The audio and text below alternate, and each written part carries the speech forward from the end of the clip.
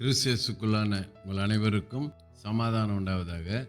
இன்றைய தியானத்திற்காக எடுத்துக்கொள்ளப்பட்ட வேதவசனம் அப்போஸ்தலர் 27:38. திருப்தியாக புசித்த பின்பு அவர்கள் கோதுமையை கடலிலே எறிந்து கப்பலை லகுவாக்கினார்கள். அல்லேலூயா. இங்கே பார்க்குறோம், பவுல் இங்கே சுவிசேஷ பயணத்தின் போது போகும்போது கப்பலுக்கு, அவங்க பிரயாணம் செய்த கப்பலுக்கு ஆபத்து வருது, சூறாவளி காற்று.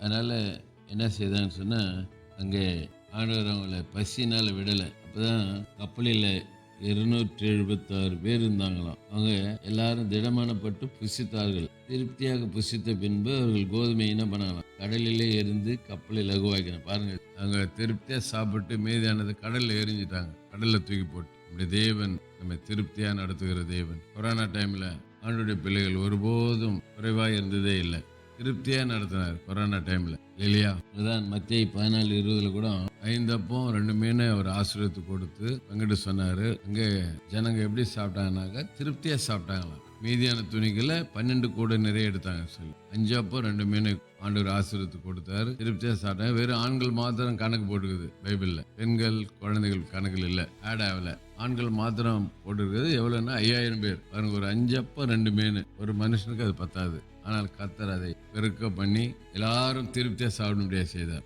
வனாந்தரத்தில் ஜனங்கள், இஸ்ரேல் ஜனங்கள் முறுமுறுத்தாங்க, கறி வேணும்னு சொல்லி. கர்த்தர் அவங்க காடைகளை கொடுத்தார். எப்படி சாப்பிட்டாங்கன்னாக்கா மூக்கு வழியே வர அளவுக்கு சாப்பிட்டார்கள் சொல்லி பார்க்குறோம் பழைய ஏற்பாட்டில். ஆகவே நம்முடைய தேவன் அறகுறையை நடத்துகிறவர் அல்ல, அள்ளி கொடுக்கிறவர் அல்ல, அள்ளி கொடுக்கிற தேவன். ஆகவே அவர் அவருடைய பிள்ளைகளை எப்பவுமே திருப்தியாக நடத்தி சந்தோஷத்தை பார்க்கிற தேவன்.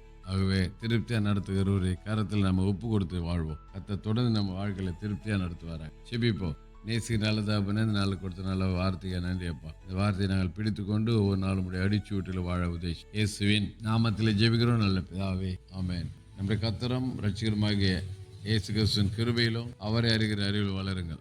அவருக்கு இப்பொழுதும் என்னென்னைக்கு மகிமை உண்டாவதாக. நம்முடைய கர்த்தராகிய இயேசு கிறிஸ்துவின் கிருபை உங்கள் அனைவரோடு கூட இருப்பதாக. ஆமென், ஆமென், ஆமென்.